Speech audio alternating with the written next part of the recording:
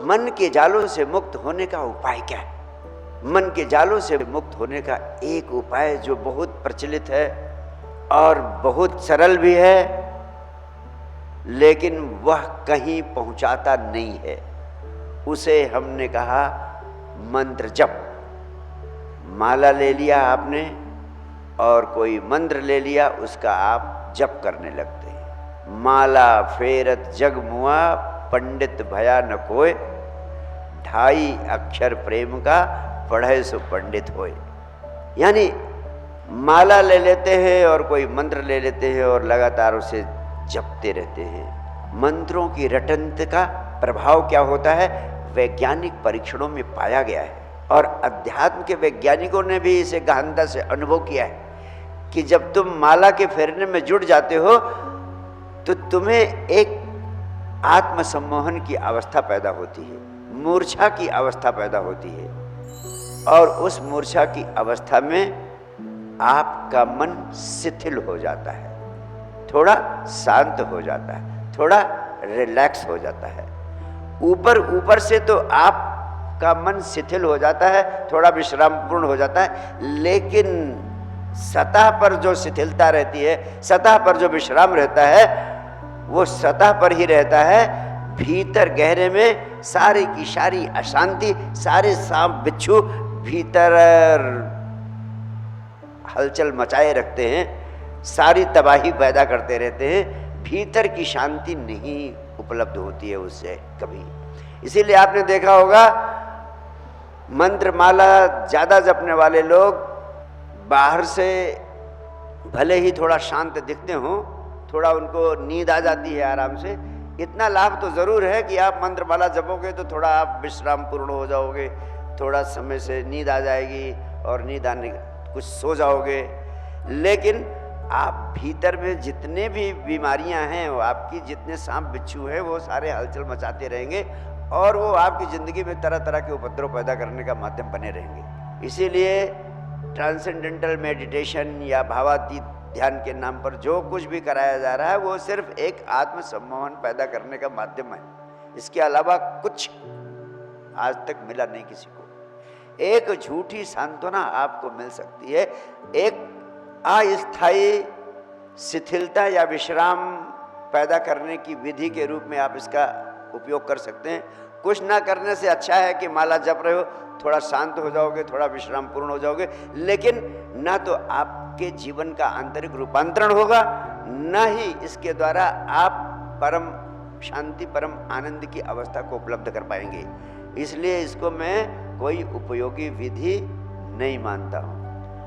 दूसरी विधि महत्वपूर्ण है। दूसरी विधि कहती है कि आपको मन से लड़ना नहीं है, इनको पाप भी नहीं कहना है, इन पर कोई जजमेंट नहीं देना। ये आपके जीवन की स्वाभाविक वृत्तियां और इन वृत्तियों के प्रति आपको जागरूक होना है, इन वृत्तियों के प्रति आपको सजग होना है, सिर्फ अलर्ट रहना है, सिर्फ होशपूर्ण होना है।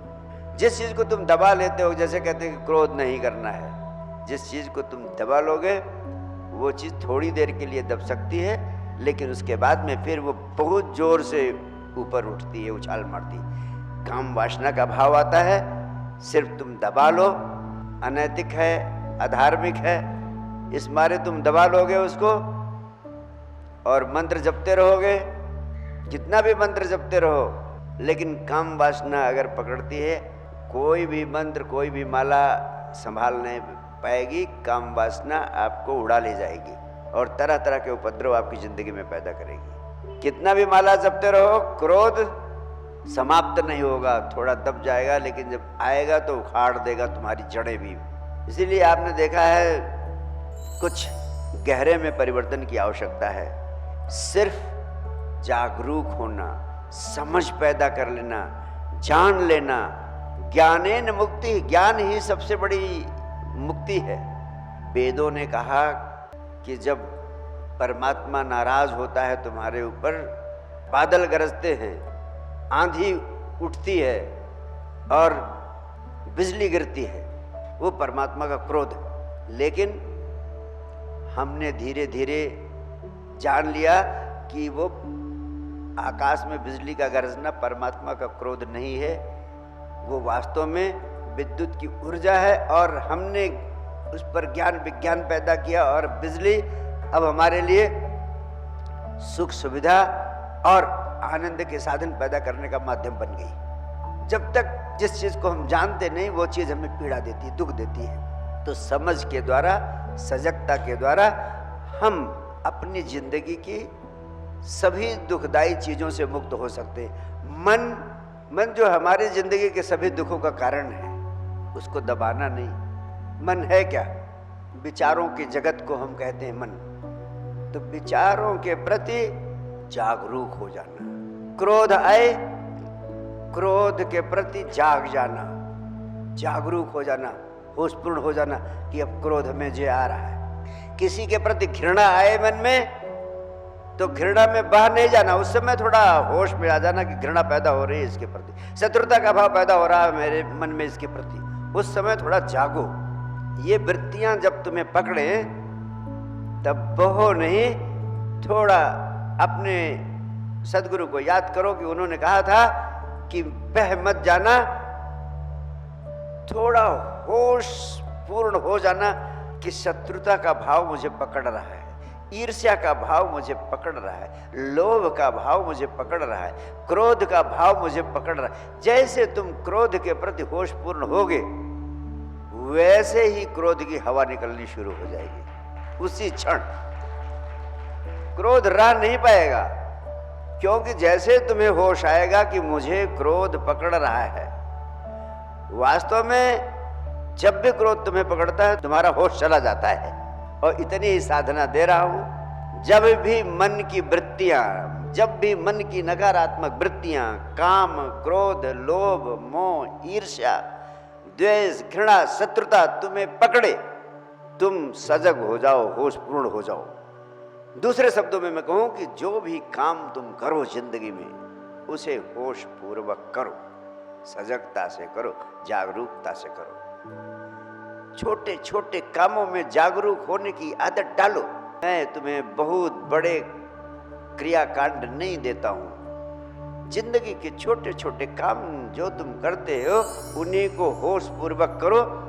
इतनी ही आदत डाल लो तो समझ लेना कि बहुत बड़े ध्यान की क्रिया आपकी जिंदगी में शुरू हो गई। जैसे प्यास लगी है, पानी पीने जा रहे हो, ज्यादा से ज्यादा 2 मिनट पानी पियोगे। 2 मिनट के पानी पीने के समय को ध्यान बना लो, यानी होश पूर्वक पानी पियो। वो 2 मिनट पानी पीने के अलावा और कोई चीज तुम्हारे चित्त में प्रवेश ना करे तो पानी पीना तुम्हारे लिए ध्यान बन जाएगा। भोजन करते समय सिर्फ भोजन करो। अभी पहला प्रयोग यहीं पे करना। आज जब भोजन करने का अवसर आए उस समय कोशिश करना कि किसी से बोलना नहीं, अपना खाना खाना है। और दूसरा स्टेप, खाना खाते समय कुछ और सोचना भी नहीं है, सिर्फ खाना खाना है। और तीसरा स्टेप, खाना खाने में ही अपनी पूरी जान लगा देनी है। भोजन और भोजन का स्वाद खूब चबा चबा के भोजन पर केंद्रित हो जाना और सारी ऊर्जा भोजन करने में लगा देना। भोजन का स्वाद 10 गुना बढ़ जाएगा और भोजन खाते ही पच जाएगा। क्यों? और जब भोजन के साथ ध्यान जुड़ जाता है तो अन्नयो ब्रह्म, ऋषियों ने कहा वो भोजन परमात्मा का स्वाद बन जाता है। अन्नैव ब्रह्म, वो भोजन करते करते ही परमात्मा की अनुभूति, परमात्मा का अनुभव तुम्हारे प्राणों में पहुंचने लगता है।